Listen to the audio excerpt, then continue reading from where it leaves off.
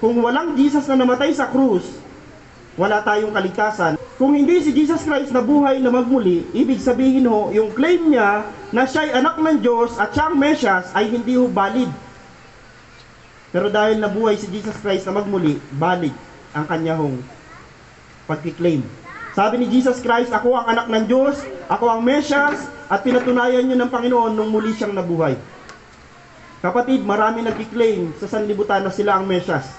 Sa panahon natin ngayon, marami nagkiklaim, pero yung nagkiklaim na yon, na sila ang Mesyas, sila si Kristo, mamamatay ang mga yan, pero kailanman hindi mo mabalita ang mabubuhay. Si Jesus Christ lang, ang totoong Kristo na namatay, pero siya'y nabuhay. Amen po ba?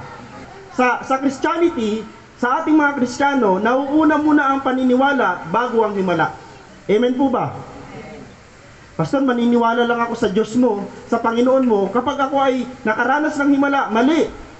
Maniwala ka muna bago ka makaranas ng himala. Tama po ba? Naalala niyo yung babaeng, hukot na? Naniwala muna siya bago siya gumaling.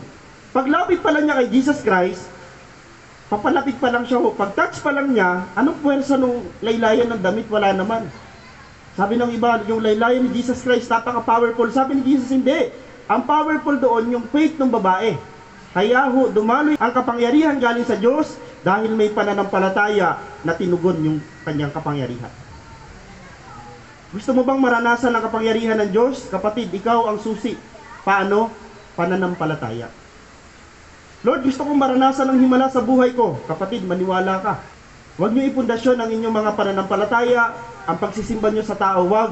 Kasi yung tao nakakatisod, pero yung salita ng Diyos nakakabuhay, nakakapagpalakas. Amen po ba? Kung kayo ay nagtatrabaho sa mga secular, nagtatrabaho kayo sa kumpanya nyo, alam mo ba ang ino-offer lang ng mga yan? Insurance. Tama? Ang kay Jesus Christ ini-offer ay eternal insurance. At assurance po yun natin na tayo mga nanampalataya kay Jesus Christ, may assurance, may kasiguraduhan na sa buhay natin sa mundong ito, mayroon nag-aantay na isa pang buhay. Buhay na walang hanggan. Sabi dito ho, ang muling pagkabuhay ng ating Panginoon ay pagpapatunay na ang ating mga pagpunta sa gawain, ang ating pananampalataya sa Diyos, at ang ating pagsisilbi sa gawain ng Diyos. Kapatid, walang sayang. Amen. Pastor, yung pag-akay ko kaya dito, yung pagdala ko ng kapatiran sa simbahan, meron kaya ang benepisyo yan? Maaaring sa mundo wala, pero sa Diyos meron. Our labor in the Lord is not in vain. Ang layo-layo ng lugar mo, pumunta ka dito, naggasolina ka, tas mamaya magbibigay ka ng konting offering or tithes.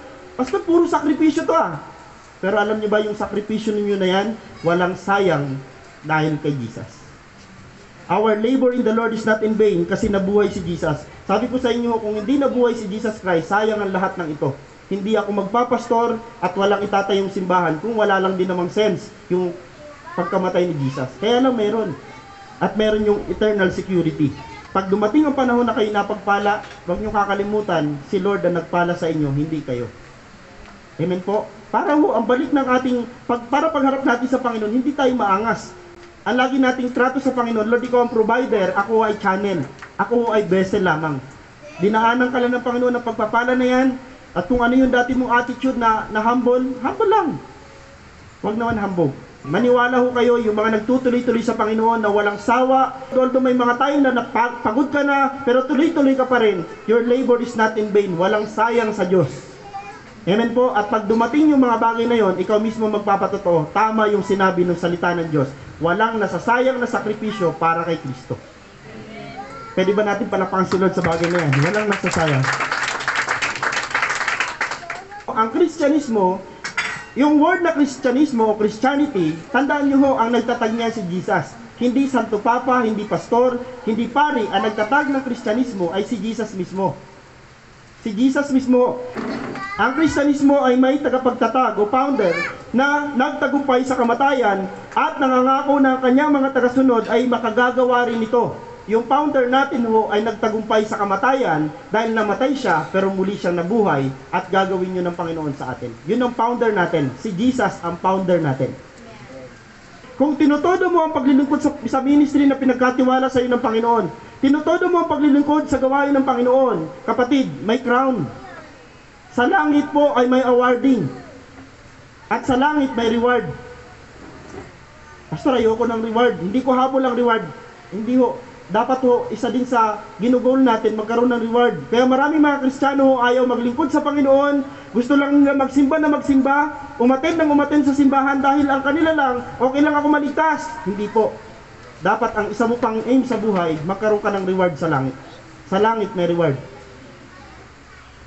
Amen po ba? Yung mga nag-win ng mga tao para sa Panginoon, may reward ka sa langit. Basahin niyo yung Daniel. At yung mga taong umakay sa marami tungo sa kaliwanagan ay magniningning na parang tala sa kalangitan magpakailanman. Ang tawag doon, reward. Pag ang mga tao nakapokus kay Jesus, imposible manghina ang pananampalataya mo kung kay Kristo ka nakatingin. Hindi ka manghihina, lalo ka lalakas, at possible ho yung pananampalataya na yon, magkukos sa'yo yan ng greater faith. Pag may pagsubok, wag mong iiwasan, wag mong tatalikuran, harapin mo sa pamagitan ng pananampalataya kay Kristo. Then, pag nakafocus ka kay Jesus, imposibleng mawala ka pa sa gawain. Bakit po? Tuturuan ka ng pag-focus kay Jesus ng katapatan sa Diyos. Amen po ba? Ba't ka pa aalis? Ba't ka pa lalayo sa Panginoon? Kung nakafocus ka kay Jesus, si Jesus mismo ang magsasabi sa iyo, maging tapat kayo sa gawain ng Panginoon.